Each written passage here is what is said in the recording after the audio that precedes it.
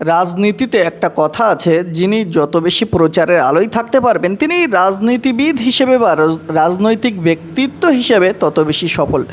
আজকে অভিষেক ব্যানার্জির উপরে যেটা হলো সেটাকে বলা যায় অভিষেক ব্যানার্জির এটা রাজনৈতিক জীবনের শুরু।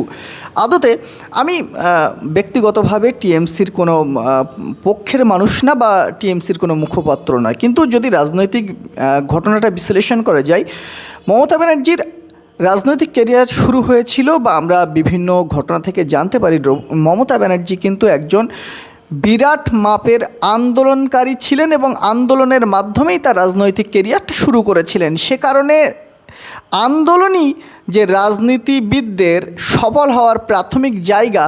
এবং তার আগে আরেকবার বলি, সেটা হলো যিনি যত বেশি প্রচারের আলোয় থাকতে পারবেন, সেটা যে কোনো তর্কে বা বিতর্কে যেভাবেই হোক না কেন প্রচারের আলোয় থাকতে পারলে বর্তমান যেই পরিস্থিতি অনুযায়ী কিন্তু রাজনীতিবিদ হিসাবে সেটা তার জন্য বিরাট একটা লাভজনক বিষয়।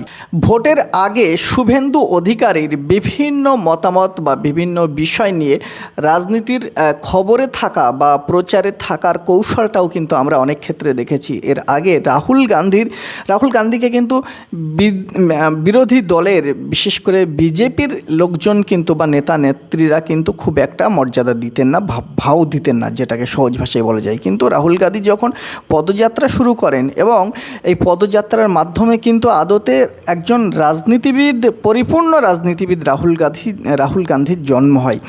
তারপর থেকে বিজেপি এবং বিভিন্ন রাজনৈতিক দলের লিডাররা কিন্তু তাকে সমীহ করতে শুরু করেন এবং প্রতিপক্ষ হিসেবে মেনে নেওয়া শুরু করেন। যাদের প্রতিপক্ষ আজকে বলার উদ্দেশ্য হচ্ছে যে আজকে টিএমসির বর্তমান পরিস্থিতিতে মমতা বন্দ্যোপাধ্যায় কিন্তু রাস্তায় নামতে পারতেন, কিন্তু তিনি তার সৈনিককে আগিয়ে দিলেন যে আমার তো সময়টা খুব একটা রাজনীতিবিদ হিসাবে তিনি একেবারে বলা যায় যে শেষের দিকে, তো নব্য জেনারেশনকে আগিয়ে দেওয়ার জন্য তিনি অভিষেককে পথে নামিয়ে দিলেন এবং এক্ষেত্রে হয়তো তিনি একটু আঘাত পেলেন।